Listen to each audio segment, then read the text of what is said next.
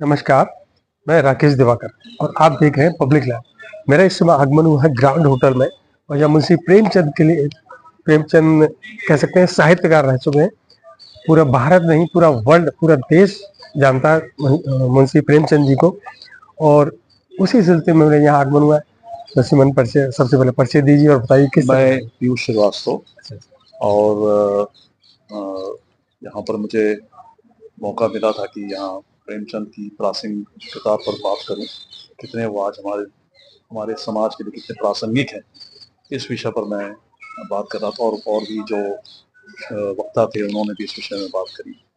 तो सही मानिए तो प्रेमचंद एक ऐसे लेखक हैं जो उन्होंने जो कुछ भी 1901 से लेकर 1901 से लेकर 1936 तक जो कुछ भी लिखा उन्होंने, और जिन विसंगतियों के बारे में लिखा, चाहे वो महिला शोषण हो, चाहे वो जमींदारी प्रथा हो, चाहे वो जाति भेद के ऊपर हो, दुर्भाग्य ये है कि आज भी वो चीजें उतनी ही सही हैं।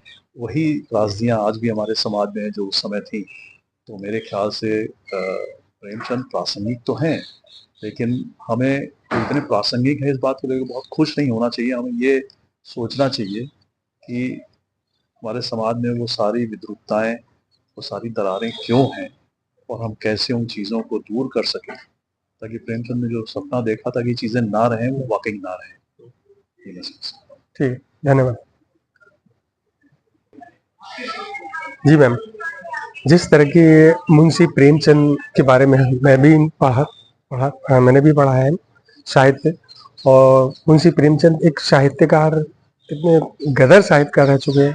नॉवेल, रिपोर्टर, पत्रकार, मतलब जितनी उनकी तारीफ किया उतनी ही कम है। क्या कहेंगे? मुंशी प्रेमचंद का एक अफसाना है कफन, जो हमने कोर्स में भी हमारे वो अफसाना था, और बाद में जब हम पढ़ाने टीचर बने तो भी मैंने सिलेबस में वो अफसाना बच्चों को पढ़ाया। मुंशी प्रेमचंद ने बहुत कुछ लिखा है, और सिर्फ अगर हम कफन की बात करें तो ये बात बिल्कुल दुरुस्त है कि मुंशी प्रेमचंद अगर कुछ भी नहीं लिखते, सिर्फ एक अफसाना उनका कफन होता, तो भी वो उतने ही मशहूर होते जितने वो हैं।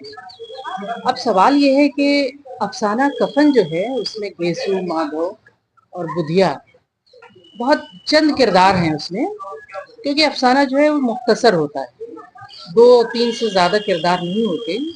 तो चंद किरदार का वो अफसाना, जैसे मिसाल के तौर पर घेसू कहता है कि अरे अब तो लोगों को बचत की सूझती है, उस वक्त इतनी पूड़ियां खाई, इतनी खाई, ऐसा भोज था जो अब मुमकिन नहीं है।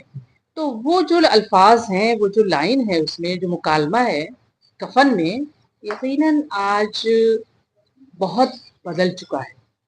दूसरी बात, गौदान, निर्मला, जितने भी उनके उनके अफसाने और नॉवेल हैं, अपने आप में अगर हम ये कहें कि अगर हम उसको यकीनन पढ़ें तो एक एक लफ्ज ऐसा लगता है कि दिल में घर करता चला जाता है।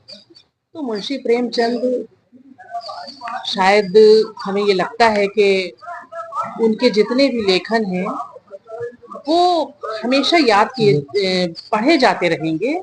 खास तौर से अगर हम ये देखें तो मुंशी प्रेमचंद ने सबसे पहले उर्दू में लिखना शुरू किया। अच्छा। हिंदी नहीं आती थी उनको, हिंदी उन्होंने बाद में सीखी है, फिर वो हिंदी में लिखने लगे। सोज़े वतन, मैदाने अमल, बेवा, ये सारे उनके जो उपन्यास, अफसाने और नॉवेल हैं, वो अपने आप में बहुत अहमियत रखते हैं। तो कैरी ऑन। कह रही हैं? बहुत अहमियत रखते हैं। और वो 2 मिनट रुको। और वो हमेशा उसको पढ़ा जाता रहेगा। अरे अमिता रुको रुको, यहीं रहो, मैं राकेश दिवाकर, पब्लिक लैब से कैमरामैन सन्नी के साथ। जय हिंद।